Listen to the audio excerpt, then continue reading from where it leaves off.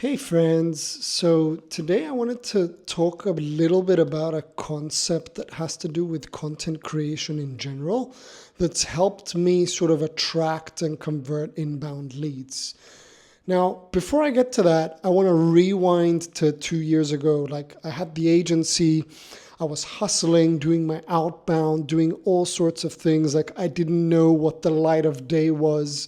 It was a constant struggle sending like cold emails, cold outbound, engaging on LinkedIn, which was my primary platform for what felt like eons, right? Like I wanted to get the clients, but instead I was spending so much time for such little impact.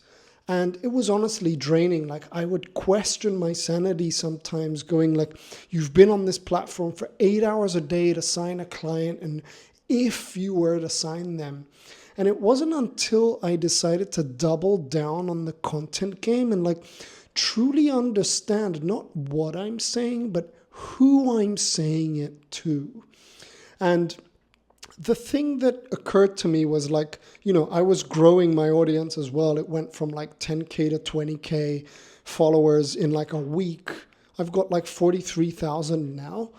But I was never this sort of like influencer type of guy. Like I cared about intimacy, relevancy, resonance, working with a handful of people to get the acquired result. And that aha moment for me was like, coming from an email marketing background, I always had a handful of clients. So I didn't necessarily have to have that big of an audience, right? Like I could build a $1 million consultancy with like 60 to 70 clients if the math was right. So I was like looking back at my data and going, okay, when things started popping off and things were good, technically 0.1% of my audience was what was accountable for the multiple six figures I was making, right? Because I was turning leads to customers and customers to clients. So literally 0.1% of the 43,000 followers I had was the source of all income. So where am I getting at? Like when I started doing the content game, I was following all these, leaders or coaches or whatever who were saying, you need to go viral, you need to do this, you need to do that. And it just didn't sit well with me. It wasn't aligned with my ethos, my beliefs, and my values. Because you put me in a room with like 5 individuals, we have a good time. With 60 individuals, we have a good time.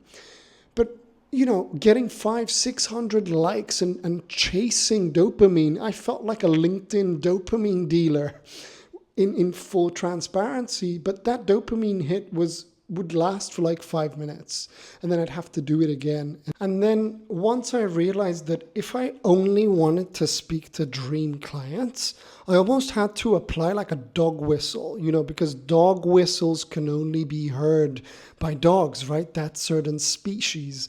I didn't want to whistle to humans and be broad, so I doubled down on who I wanted to speak to. And we won't get into the nitty-gritty of who for my target audience today, but that was the unlock I want you to think about, because once I unlocked that and I understood who I was speaking to, everything changed for me. Like my likes went from 500 a post to 100 a post, but my income went from like 2K a month to 10K a month to 20 to 30K per month because I was signing those dream clients.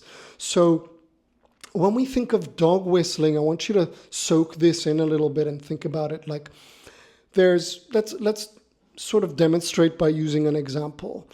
If I want to say the words or write a post about getting clients in general, if I say how to get your first client, I'm attracting beginners.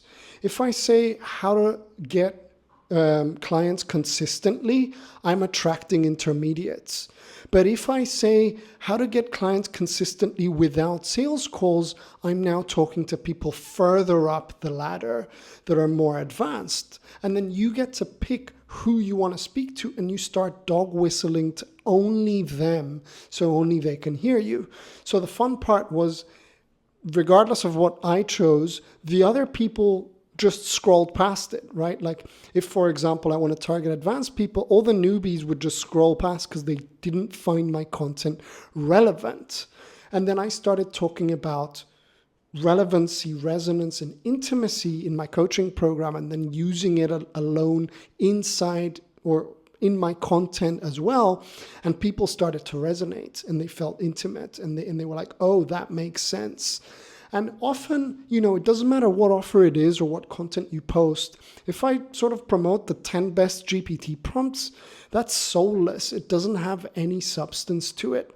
But if I want to feel that resonance, it's like that older brother giving you a hug, telling you, hey, I can hear you, I feel you, I empathize.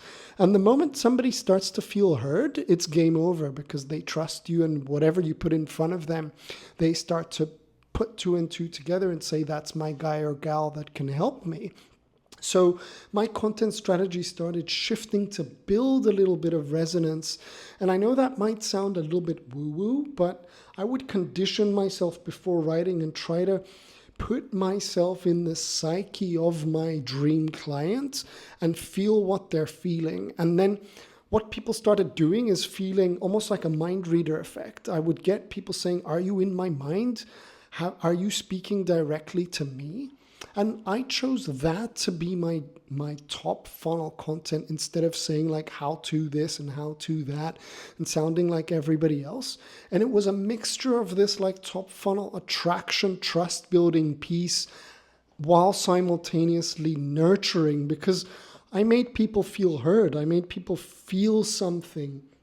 But it was only those select few people because I'm applying the dog whistle, right? So I want to leave you with that today, and hopefully it was useful. But identify who you want to speak to before you identify the what, and watch things spin in your favor. Power to you.